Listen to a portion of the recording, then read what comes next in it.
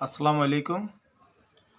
দেশের বাইরে থাকা কন্টেন্ট ক্রিয়েটররা যেরকম বাংলাদেশের চলমান ঘটনা প্রবাহের উপর দৃষ্টিভঙ্গি বা আলোকপাত করতে পারেন, চুলচেরা বিশ্লেষণ করতে পারেন, দেশের ভিতরে থেকে আমরা এ সমস্ত বিষয়ে প্রকৃত সত্য তথ্য অনেক সময় বলা থাকলেও বলতে পারি না।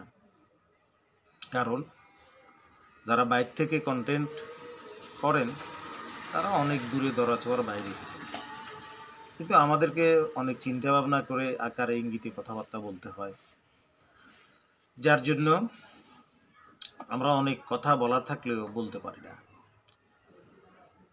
মুক্তিযুদ্ধ বিষয়ক মন্ত্রী মোজাম্মেলের বাসায় সেদিন যে দুর্ঘটনা ঘটেছিল, ছাত্রদেরকে তারা কৌশলে ডেকে নিয়ে সেখানে মারাত্মকভাবে আঘাত করেছিল, সেখানে 20 জনের মতো আহত হয়েছিল। এর ভিতরে 15 জনের অবস্থা ছিল খুব গুরুতর।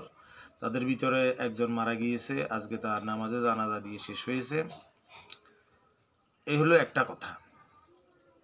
আমার কথা হলো যে বাড়িটাকে বাঙ্গাকে কেন্দ্র করেই ছাত্রদের উপর এই অমানবিক আচরণ করলো ফাঁসির পাবের দোষর স্থানীয় আওয়ামী লীগ, যুবলীগ, ছাত্রলীগের লোকজন।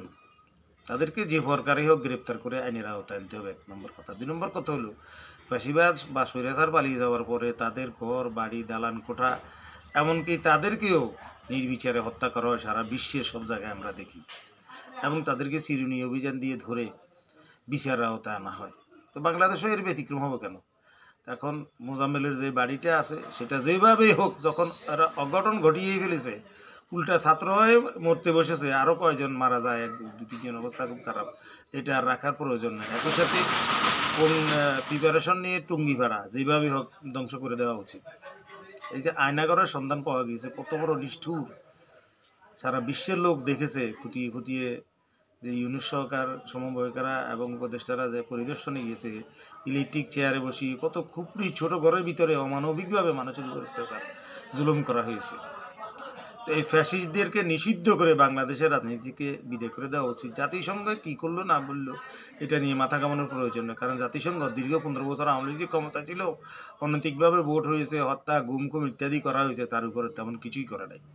তো তারা হইতেছে ডাল নাই তলোয়ার নাই, নিধিরাম শর্মা। যা করতে হবে বাংলাদেশের মানুষকে করতে হবে, ভবিষ্যতের জন্য করতে হবে, আর 1 সেকেন্ড দেরি নয়। কড়াভাবে অভিযান চালিয়ে, যেটা আরও 6 মাস আগে করা উচিত ছিল, কেন করা হয়নি, কী জন্য করা হয়নি, নতুন যারা হয়তো বুঝতে পারেনি, এই কারণে এখন একরত্তিও ছাড় দেওয়ার প্রয়োজন নেই, এবং যত দ্রুত যেভাবে ভারত যে আইনের ওদেরকে নিষিদ্ধ করে দিয়ে চরমভাবে প্রতিশোধ নেওয়া উচিত, এবং যেইখানে যে অবস্থায় পাওয়া যাক এদেরকে গ্রেপ্তার করে আইনের আওতায় নেওয়া উচিত। এর বাইরে আর কোনো কথা নেই। ইনিয়ে বিনিয়ে কথা বলে কন্টেন্ট ক্রিয়েটার টাকা ইনকাম করার, ইউটিউব চালু রাখার বিভিন্ন পায়তারা করে তারা বিদেশ থেকে অনেক কথাই বলে।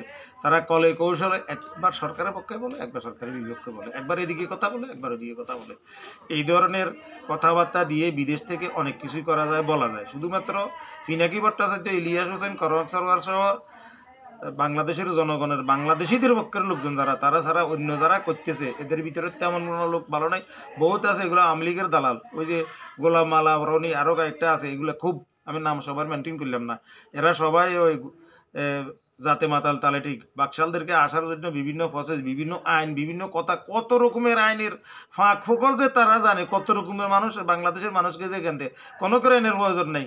এই পরাজিত, পালিয়ে যাওয়া, পতিত স্বৈরাচারের কোনো দোষের জন্য বাংলাদেশের জমিনে একরত্তিও না থাকে, সেই ব্যবস্থা করতে হবে। আসসালামু আলাইকুম।